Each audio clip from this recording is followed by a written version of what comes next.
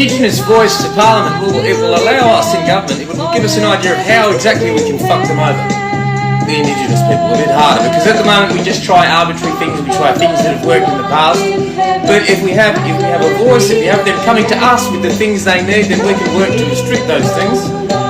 Or if it's the case, alcohol being a problem, send a few cartons out to APY land with a little card saying, cheer up, that's sort of harmless stuff. And that's the flip side of it. A lot of people are...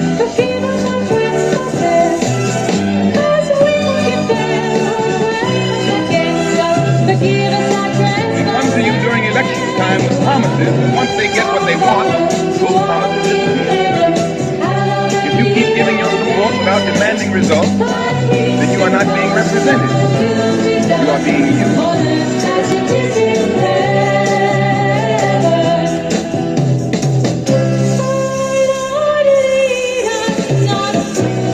It's probably going to be one of the biggest death in custody sites in Western Australia. Today we're here because the work's been taking place out there and remains were revealed. There's a lot of fun, and laughter and all those other things, but also for us it's also has a very dark past, and we've only just revealed that over recent years, and so we put a process together to go out there and do our ceremonies, which we did, and invited all of Western Australia down and did the cultural ceremony.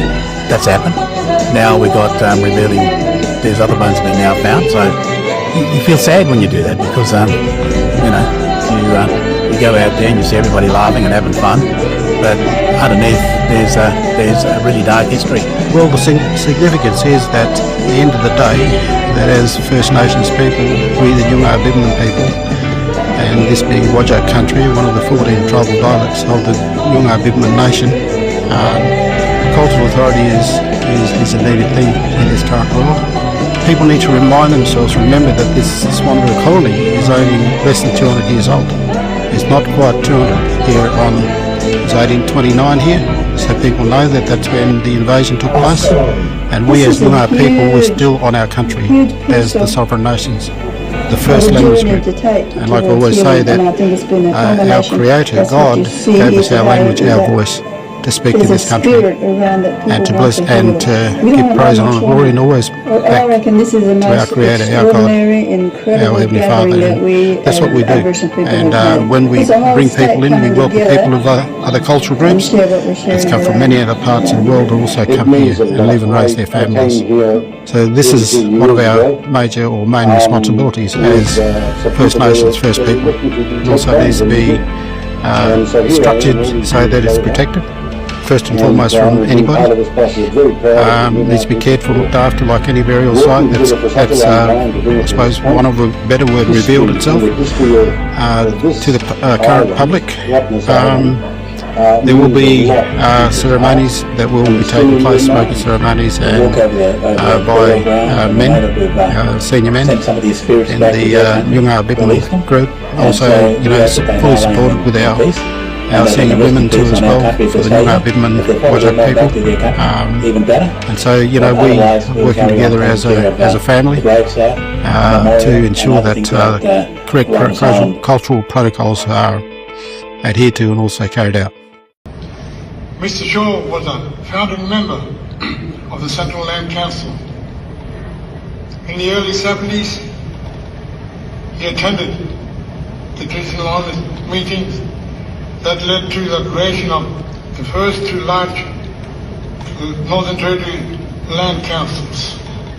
Well, I called him Kaga, meaning big brother, and I've known him for a long time. I knew the family. My family related from the north side of here, so Kaitich, and mine is Warramunga and all that. So, I remember I got asked. This is back in the 80s. I got to do a doco on him about his return when he came back from that war. So he couldn't even drink as a memo. But he was a returned soldier from the war. That's what they did to a lot of the soldiers. Like him, and a lot of white people didn't get put in the pub. Like they would go and, but like for us, like people don't stop and think. A lot of Aboriginal people went to war too. They fought for their country too. So. Kumanjayi devoted his life to his people and his country. He helped set up many of the organizations represented here today. They would share their own organizations, their own memories, of his advocacy, of his sense of services and self-determination. I would like to say that he was one of those people who opened Alice Springs for Aboriginal people. Do you know what I mean? Like 50s and 60s were, you had to get a receipt to come in, receipt from the mission you're coming to come in. But they set up Tangagira that made it easy for Aboriginal people to come. This is back just in the 70s, early 70s. And they fought really, really hard for this place, which they didn't have to because it's our place. So I would like to that's really good. Remind you of his enormous contribution to land rights, voice, treaty, and truth telling.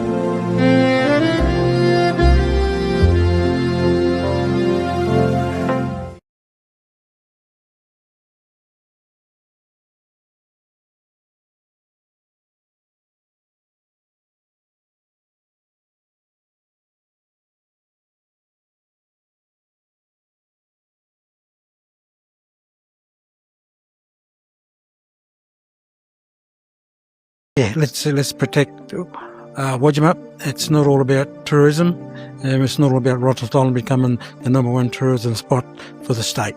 We have a dark history, a black history that's not being told, and it needs to be educated right across the board in the system so people get an understanding of what's going on with our mob. We think it's an Aboriginal person that's been buried over in Rottnest Island for many, many years.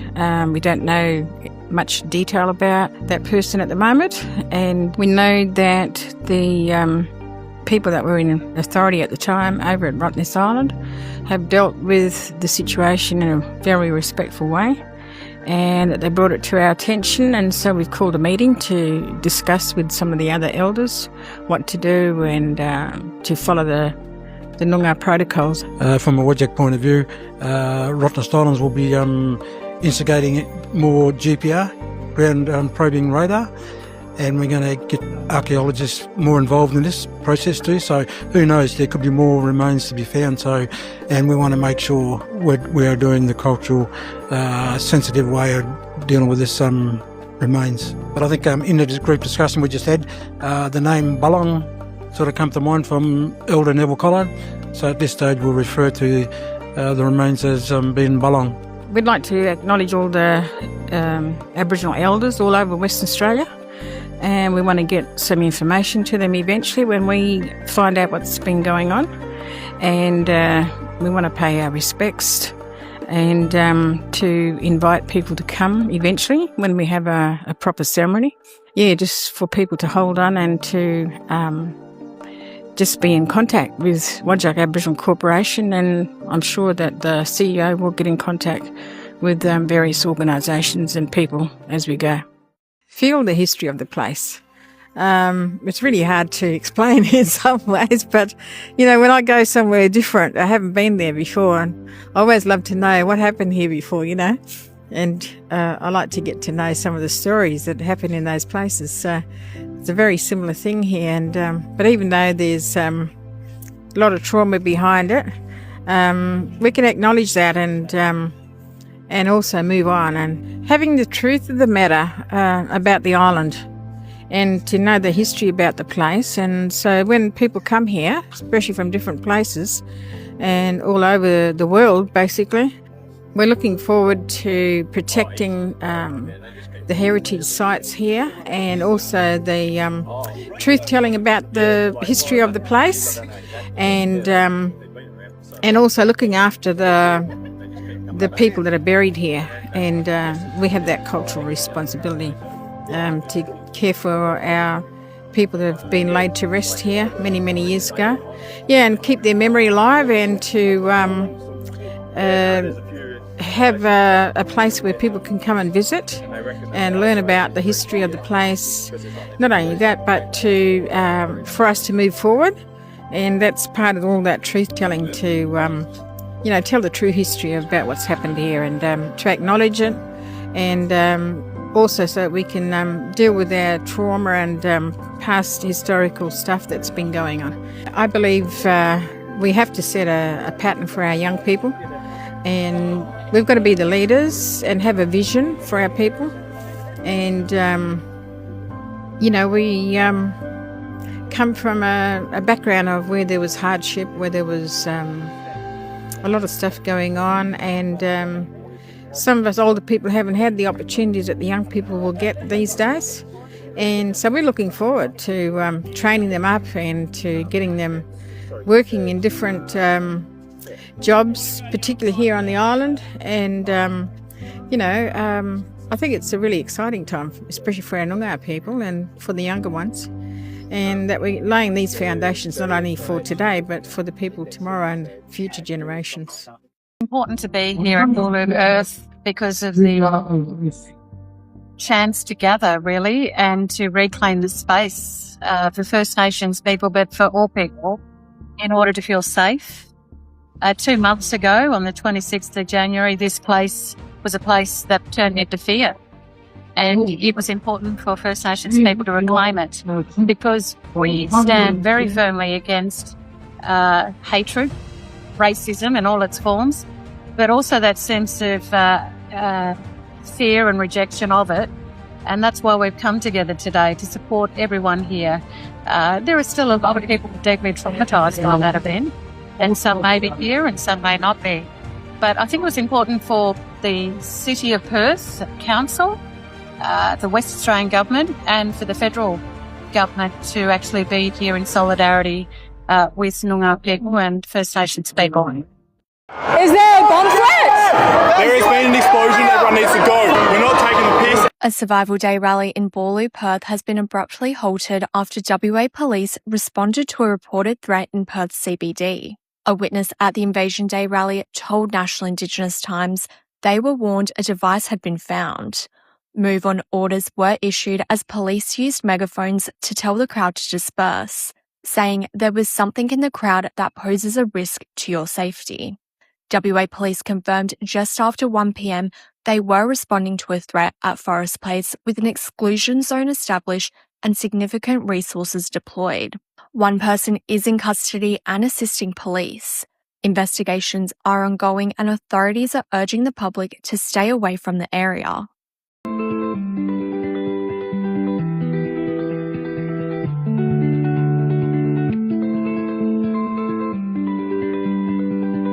Can you see how it's looking like a spider web?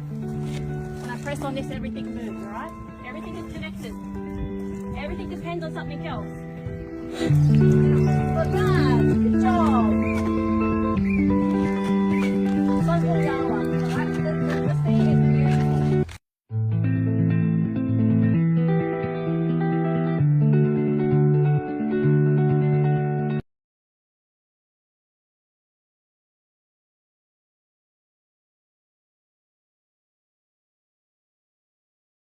We're going to have a chat today about the Noongar Women's Summit, I believe it's called. Can you give people a little bit of a background on what that is? Yes, it's this exciting venture that I had this vision, thought one evening to say, well, I looked around and a lot of other regions that were holding women's women's meetings, calling them all together as a big mob, and we Noongars down the south, we haven't had a gathering of women at all. So I felt that I wanted to call together a set of people who would come and work with me to start the journey of pulling together a Noongar woman